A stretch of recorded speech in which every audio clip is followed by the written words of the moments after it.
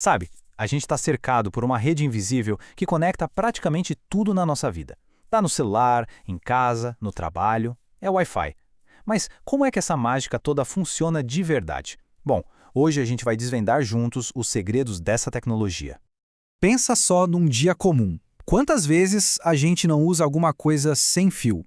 É o celular, o fone de ouvido, a Smart TV. A verdade é que a gente ficou, meio dependente dessa liberdade toda. E é exatamente por isso que vale a pena entender como é que a gente chegou até aqui. Pois é, essa imagem aqui resume tudo, né? O Wi-Fi, ele não é só sobre ser prático, ele literalmente redesenhou os nossos espaços, a forma como a gente interage com a tecnologia. Ele pegou as nossas casas e transformou em verdadeiros ecossistemas digitais.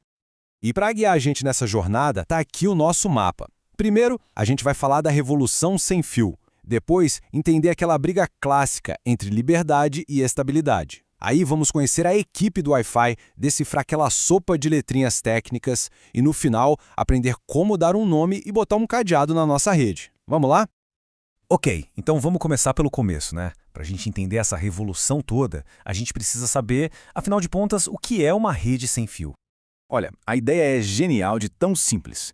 Em vez de mandar os dados por um cano físico, tipo um cabo, o Wi-Fi faz o quê? Ele transforma esses dados em ondas de rádio e, pronto, transmite pelo ar. É como se o roteador fosse uma estação de rádio e o nosso celular um radinho sintonizado nela. Parece simples, né? Mas isso aí mudou o mundo. Mas é claro que essa liberdade toda tem um preço. Sabe como é? No mundo da tecnologia, quase tudo é uma questão de escolha, de troca. E a grande troca do Wi-Fi é exatamente essa: liberdade versus estabilidade. É isso aí. De um lado a gente tem o bom e velho cabo de rede, o Ethernet. Sabe, aquele que é a promessa de uma conexão sólida, sem falhas. E do outro, a liberdade do Wi-Fi, que deixa a gente andar pela casa toda com o notebook.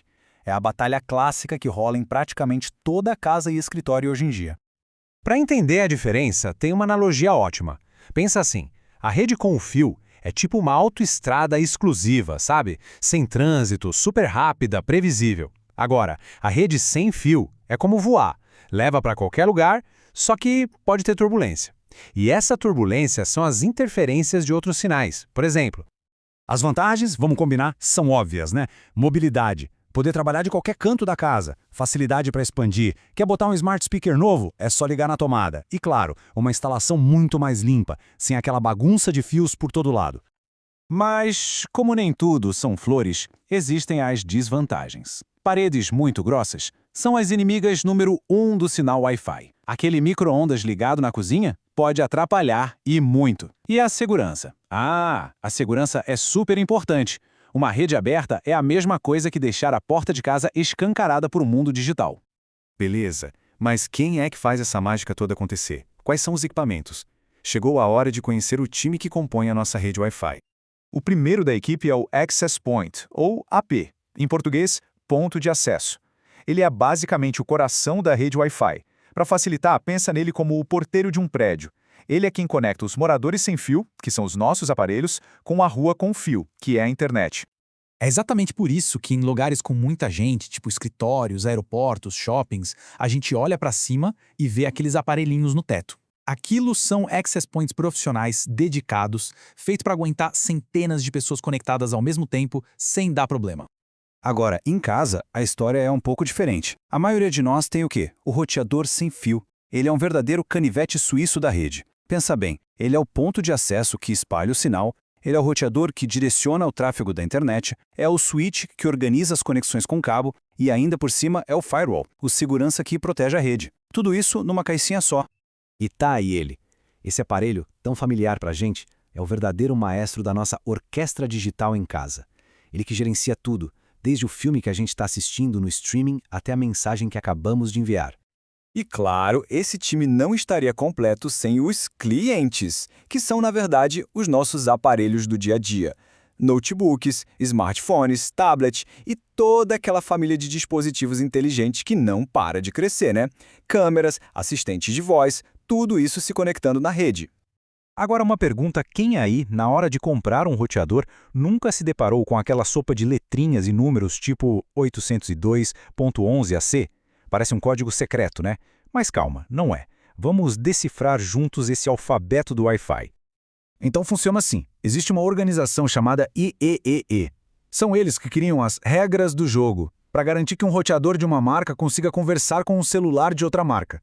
E aqueles números esquisitos são só as diferentes gerações da tecnologia. É como se fosse o Wi-Fi 1, o Wi-Fi 2, o Wi-Fi 3, só que, em vez disso, eles usam nomes como 812.11g, 812.11n e por aí vai. E aqui a gente consegue ver essa evolução direitinho.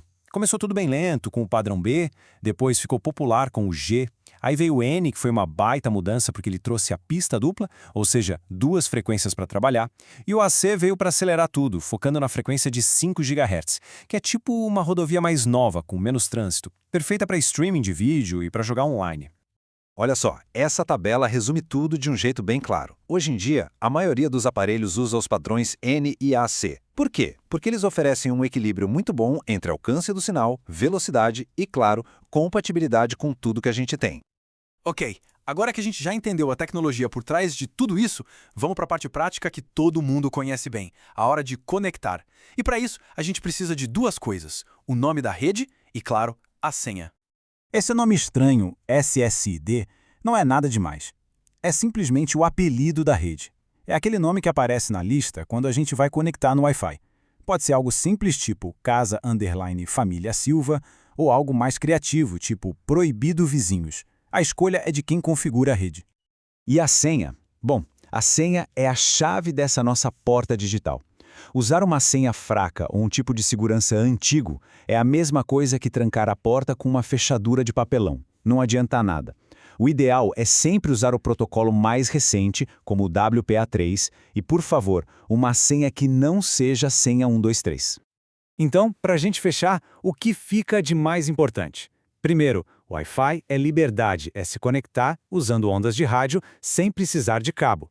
Segundo, o roteador e os access points são o coração de tudo isso. E terceiro, aquelas letras e números esquisitos, os padrões 802.11, são só as diferentes gerações do Wi-Fi que ficam cada vez melhores e mais rápidas. E tudo isso leva a gente a uma última reflexão. Se o Wi-Fi já mudou tanto a nossa vida até agora, o que será que a próxima geração dessa tecnologia vai possibilitar? Já pensou? Carros que conversam entre si para evitar acidentes, cidades inteiramente conectadas, experiências que hoje soam como ficção científica? Bom, uma coisa é certa, a revolução sem fio está só começando.